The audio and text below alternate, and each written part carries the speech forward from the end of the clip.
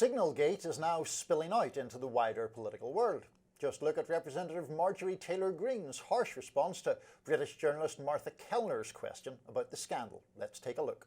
Should the Defence Secretary... What country are you? Wait, what country are you from? The UK. Okay, we don't give a crap about your opinion and your reporting. Why don't you go back to your country where you have a major migrant problem? Okay, and you no. You should care about your own borders. Do you care about American lives being put at risk? Let me tell you something. Do you care about people from your country? What about all the women that are raped by migrants? Do you care No, about by migrant. No, do you care? Okay, you're done. Do you care about American lives being put at risk? You know what? I don't care. Service members fighting for your country. I don't care about your fake news. Do you have a relevant question? Yeah, this is an American journalist. Thank you. I'm American, and I'd like to hear your answer to what she's asking. I'm not answering her question because I don't care about her network. If you would like to ask, I can answer. Harsh. This is not the first time Georgia Congresswoman Greene clashed with a British journalist. In 2024, Emily Maitlis, a former BBC journalist and now presenter of the News Agents podcast, spoke to Greene at Trump's Super Tuesday celebration at Mar-a-Lago in Florida. Here's how it ended. You're a conspiracy theorist, and the left and the media spreads more conspiracy theories. We like the truth. We like supporting our Constitution, our freedoms, and America first. So, what about Jewish space lasers? Tell us about Jewish space lasers. No, why don't you go talk about Jewish space lasers? And really, why don't you off? Oh, well, good stuff. I bet this hits a little home for you as a Florida journalist. It's like our comments section has come to life in the shape of Marjorie Taylor Greene. Yeah. Look, I think. My position on this is that there is enough bias towards conservatives that we do not need to attack journalists personally. Sure. When they get things wrong, when they ask stupid questions, I think you're perfectly within your right to criticize that. I don't like the just sort of reactionary singling out of all journalists in this way. It's I think unproductive and unbecoming. Yeah, I think that's right. I don't want to seem too pearl clutchy about this, like, oh my goodness, someone was rude to a journalist. Right. I mean, it is at a certain level, we all watch clips like that and come to whatever conclusion we come to. I do think that there is, though, an element of nastiness to it. I mean, obviously, I quite frequently get the go back to your own country stuff or worry about your own country thing, and it's fine. That kind of rolls off me. But if there were an American journalist asking a British member of Parliament or a French member of Parliament something, and the person turned around and said, why don't you go back to America, you've got your own problems, I think most Americans would be a little peeved about that, because it would seem disrespectful. The other thing is just the assumption that someone not being from this country invalidates the question. I mean, obviously I don't like that for reasons of self-interest, but I also just don't like it. Generally, I think that whether it's the White House press conferences or general availabilities for American politicians, having someone there from outside the US asking a question that may well be of interest to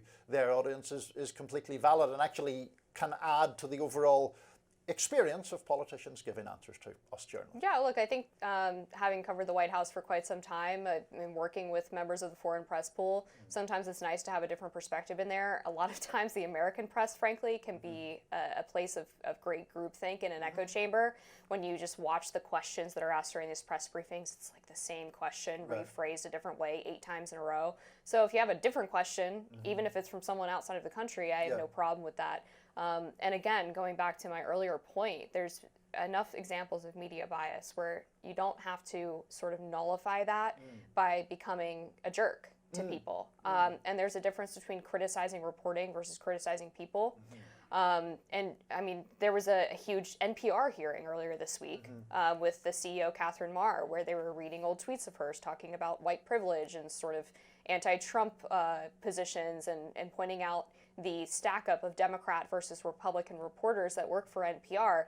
Those are legitimate things to criticize and should be criticized. And when you have a representative sort of popping off over a reporter's nationality, it takes away from those legitimate concerns. It does, yeah, and it suggests that it makes the focus the nationality rather than whatever the concern is. And in this case, it was Marjorie Taylor Greene not wanting to talk about SignalGate that sparked all of this. Just when you mentioned the White House briefing, Amber, I do think in defense of journalism as it's practiced on my native side of the Atlantic, yes, it has lots of flaws, but one of the things that I wish was more present in American journalism is a tendency toward more adversarial questioning of those in power. I do think that is more of a part of journalistic culture in Ireland and Britain than it is here. And I think that even journalists who are considered whatever, either liberal or conservative here, tend to ask questions with a certain amount of deference to the powerful. And I think if you look at, if people can Google this or look it up on YouTube, but not interrupt their rising viewing to do so. If you look at people like Jeremy Paxman in Britain, or Andrew Neil, or Emily Maitlis, who has been a prominent journalist in Britain for years, they do tend to be very confrontational in a way that I think is useful to pressure people in power to move off their talking points and give some actual answers. I used to work for a company that Andrew Neil was the publisher for, so I have a lot of respect for him and his interview style. His Ben Shapiro interview was really a masterclass.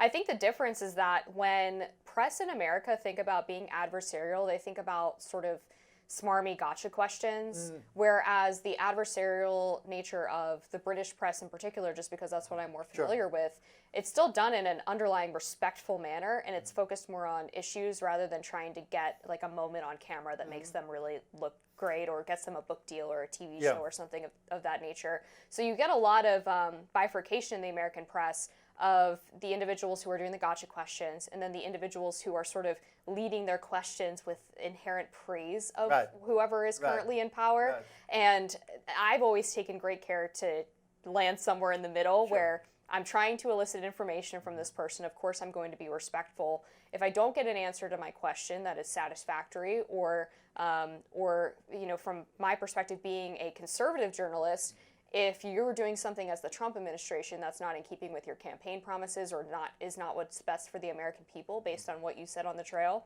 then we're going to hold you accountable for that and make sure that you are actually doing what you said you would do, particularly in terms of a conservative perspective. So it's a hard line to walk, certainly, and one that we're constantly reevaluating. But there is, I think, a reflexive nature with the press becoming more divided between partisan bent on the liberal and conservative side, for them to sort of play into that stereotype too much. Yeah, and I think to your point about news conferences, those in many ways are the best remaining venue for those more challenging questions, shall we say, because the bifurcation not only between sort of performative journalists and those who seem a bit too smarmy and groveling, but the ideological bifurcation means that if you are a Republican president, you can go on outlets that you know are going to be friendly to you, and if you're a Democratic president or politician, you can go on outlets where you basically know you're not really going to get any tough questions. And I don't think that serves the public very well at all. Yeah, I know it means that various networks can get people who are fans of the politician to tune in to see what that person has to say, but those interviews are almost never memorable. They almost never uncover any real news, and I think that's a shame. Yeah, and just really quickly before we wrap, I think a perfect example of this was the interview with Doug Collins of Veterans Affairs on CNN recently, where it turned into this fight over SignalGate, and actually there's a lot of legitimate sort of from the left or more liberal questions that Caitlin Collins could have asked of Doug Collins about the doging of Veterans Affairs, for example, or the fact that some veterans have been fired from the federal government, and that would have been far more useful and interesting, but still not showing fealty to Doug Collins in any way, than just sort of harping on something that he wasn't even a part of as a member of the administration. I did not see that interview, so I'm unable to comment one way Fair or enough. another, but fair enough to make those criticisms. Up next, changing values among American women. We'll get into that next.